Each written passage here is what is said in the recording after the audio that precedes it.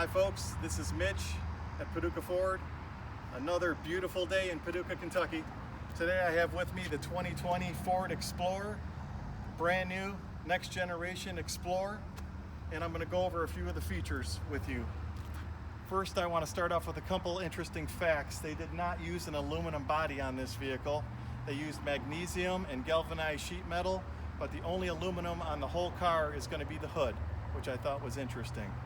Also, they went back to rear-wheel drive after years of doing a front-wheel drive car. They went with the rear-wheel drive. It's supposed to handle better, and it will handle more towing, up to 600 pounds more towing, based on the current engine that's in this vehicle. They kind of got away from the trapezoidal Focus Fusion grille and went with a new bold exterior here with new diamond cut lighting. Everything you see here is all LEDs. They have these small shark gills built into the bumper, and they actually flow through to the tire to create an air curtain around the tire. Everything you see here was done for aerodynamics. They've also put a heavier rake on the windshield so it gets better fuel economy, and it's a lot quieter inside the vehicle. Let's talk about power plants. This vehicle has the 2.3 EcoBoost. It's 280 horsepower, 312 feet of torque, and it can tow up to 5,300 pounds when properly equipped with the max tow package. We could come around the side here. They also do a lot of little things which I like to give it a more European or more luxury vehicle look. They put Explorer in here, and you're going to see these little Easter eggs around the car, which I think just makes the vehicle look more bold. Coming down the side here, we've got these huge wheel openings here, and they're also non-painted, so if you did any off-roading, you would not chip up these fender flares here. But what it allows here is a huge 20-inch wheel with an all-terrain tire, which gives it a really bold look. If we come down the side of the vehicle here, of course, we have the standard breakaway mirrors that have blind spot monitoring in them. If a car sits in your blind spot longer than 3 seconds, you'll get an amber light alert on the side here that will tell you that there's somebody in your blind spot. Down the side here, we have really clean lines. You've got these little chrome appliques going down the side, which gives it a really nice look. Inside the vehicle, while we're talking about safety here, we have 6 standard airbags, front and passenger side interior airbags, and then we have the overhead protection system, which has a cylinder airbag that comes all the way down from the A pillar all the way down to the rear of the car when you get a side impact, so that any children or occupants wouldn't hit their head inside the vehicle on the glass. Standard equipment also on all the Fords and most of the other cars. You have a side impact beam, so it keeps a vehicle from hitting the side from intruding into the vehicle. This is the XLT package here. It has a full leather interior with a panoramic moonroof, power seat driver and passenger, voice activated navigation. This is a 4-wheel drive, so it has the terrain management system. The terrain management system can handle anything from snow, ruts, mud, off-road rocks. There's a sport and an economy package. There's no more levers to pull on. It's a simple twist of a dial, and you're in your 4-wheel drive system here. Let's go ahead and move to the rear door here. Watch your step. Okay, inside the rear of the vehicle, these doors are huge, and they almost open to a 90-degree angle. Why is that important to us? Well, for taller people like myself, you don't hit your head when you're climbing in and out, but more importantly, these child seats and these anchors that people are using for children now are huge, and they take up a lot of room, so you want a large opening in order to put that child seat in there. And Ford thought about this because once you've attached your base or your child seat, you can still move this whole front backwards while keeping your child seat attached, and I'm able to get access to the 3rd row, which is really important. Nobody wants to pull their child seat off in order to get into the rear seat. You see the split buckets in the back with captain's chairs, and they do have the heavy-duty armrests on them, full leather interior.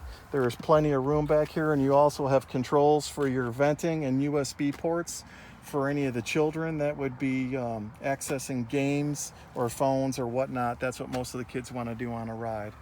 All right, let's move back to the rear of the vehicle here. Of course, the rear of the vehicle, you have the signature Ford Explorer wind foil, which will prevent any dust and grime from accumulating on the back here. Your shark fin up top, which is going to handle all your GPS and your satellite radio. In the back here, we have a camera. Of course, we have a camera, which is almost standard equipment, but it has a washer on it. So every third time you go to wash the windshield, it's also going to wash the camera. The camera's no good unless you can see out of it. So if there's slush and mud and snow on it, the camera will not be any good. Let me pop this open now. I can do this with a button in the back from the inside of the car or off my keyless entry system.